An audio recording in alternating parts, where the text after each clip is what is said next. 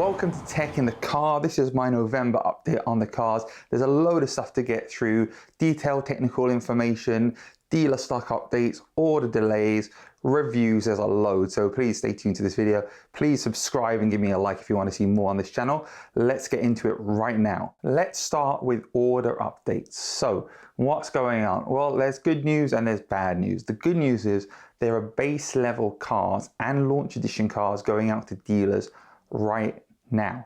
Most of those are not customer orders, although there are a few customer orders that are on their way right now.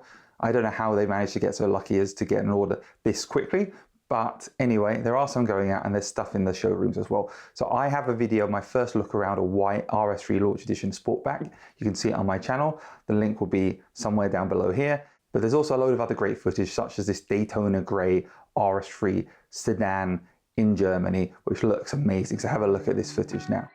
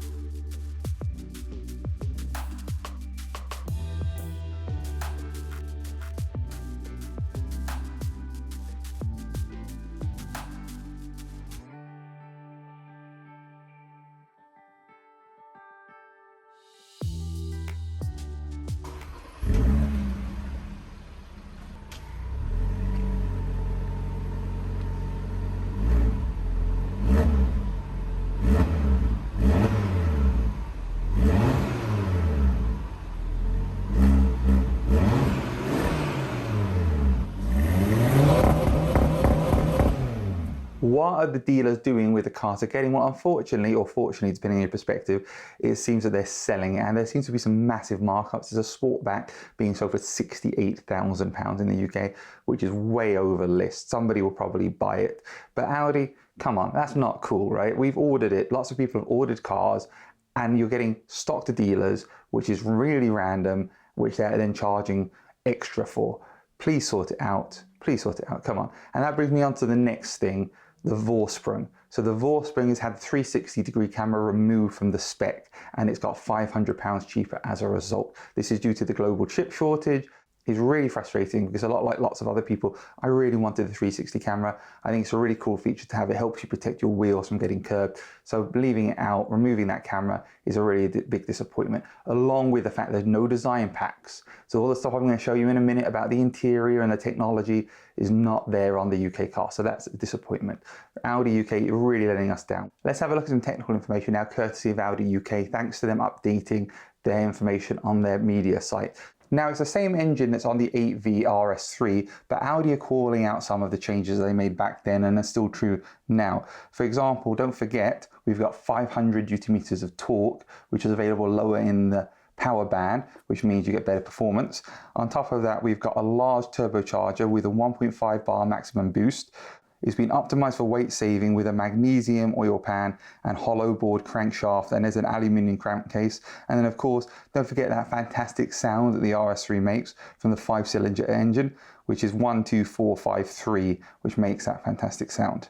The car can do a launch control in 3.8 seconds or faster, depending on the video reviews which are out now, which you've probably seen. They've been getting between 3.1 and 3.8 seconds. That's very, very impressive. In fact, CarWow managed to get an 11.98 quarter mile number. And there's a video of the car drag racing an RS6, which is really, really cool as well to see the performance of the RS3. It really is fantastic. And then of course, at the end of the drag race, you put it into RS Torque rear, and he started drifting around with a lot of fun like that.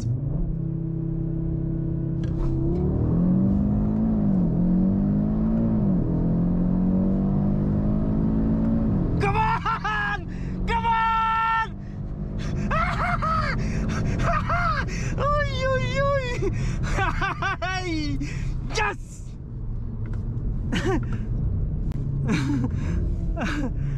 Aye, and RS torque rear activate. Let's celebrate this, my friends. Let's have a look at the drive modes now. So there are several drive modes, but the new drive modes are RS Performance, which is designed for track. It optimizes the powertrain and makes the driving neutral, so there's no understeer or oversteer, which is a really key component here and a criticism of the previous generation RS3. However, in RS Torque Rear, that puts the powertrain into sporty mode as well as the suspension, and it causes oversteer so you can drift. There's a lot of fun with that going on, and you can see that here.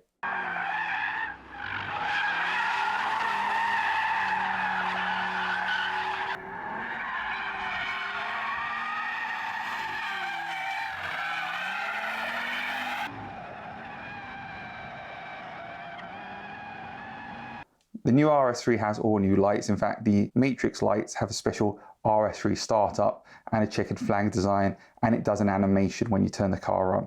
Let's talk about the new options on the virtual cockpit, which let you change what's displayed when you're driving.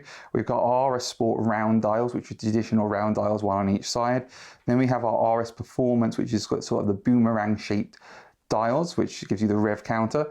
And then we've got our RS Runway design, which is all new. In the interior, everywhere apart from the UK, we have the amazing RS design packs, which add red or green accents and Alcantara on the steering wheel and a 12 o'clock steering wheel marking, which is not available in the UK. Thank you very much, Audi UK. And then, of course, we have tons of space in the rear. The seats fold down just like you would expect of any car, especially one in the A3 family. The other cool thing is I've had an opportunity to have a look at the instruction manual for the new RS3, and I can confirm a couple of things which I find really interesting. First of all, there is wireless Android Auto and wireless CarPlay included with the RS3. Now, the negative of that, there is no wireless charging in UK models, which means that you'll have to plug it in with a wire or have your battery run down. Doesn't make any sense. Again, computer chip shortage, they remove the wireless charging and the phone box light, which improves phone reception in the car. The next thing which is really cool is there is a new Audi Connect key, which allows you to basically use your phone to access the car and to start the car. I saw this on the launch edition model that I checked out for myself in my video, and it's really, really interesting to see. Hopefully that will remain on the UK cars. However, it is an optional spec, and again, I don't think it is on the UK cars. Unfortunately, why Audi? Why are you taking away all the cool features? You know, I love the RS3. I've ordered a new RS3, I want an RS3, but why are you making it less good? Because of delays? Well, quite frankly, you're not helping with the delays because they're still super delayed. And lastly, to summarize, let's just talk about some of the reviews. The reviews in general of this car are, it has amazing performance, which rivals anything else out there. For the price, there's nothing which comes close. It's almost as fast as an RS6. It launches faster than an RS6. It has better performance than an RS4, and you can drift it if you want to. Of course, the RS Torque Rear allows you to have better control and better stabilization in all kinds of weather conditions. It's not just about drifting, so it adds to the drivability. And people are saying that it has that playfulness which the previous RS3s lack. Now, I urge you to take this under advisement because I bought an Audi because I like the stability. I didn't want the rear end drifting all over the place. So the chances are that this characteristic change might mean it's not as fun to drive for me personally. Just because the journalists like it doesn't mean we're all gonna like it. So just be aware of that, drive it for yourself, check it out for yourself. I suppose you could always leave it in RS performance mode 24 hours a day, and then it would never have understeer, never have oversteer, and would turn in perfectly every single time. Hope you found this video useful. Please give me a like, please subscribe. The more people subscribe and watch my channel, the sooner I'll get an RS3 to drive and compare to my own car myself. So please do that. Any questions, leave them down below. Thank you very much, everyone.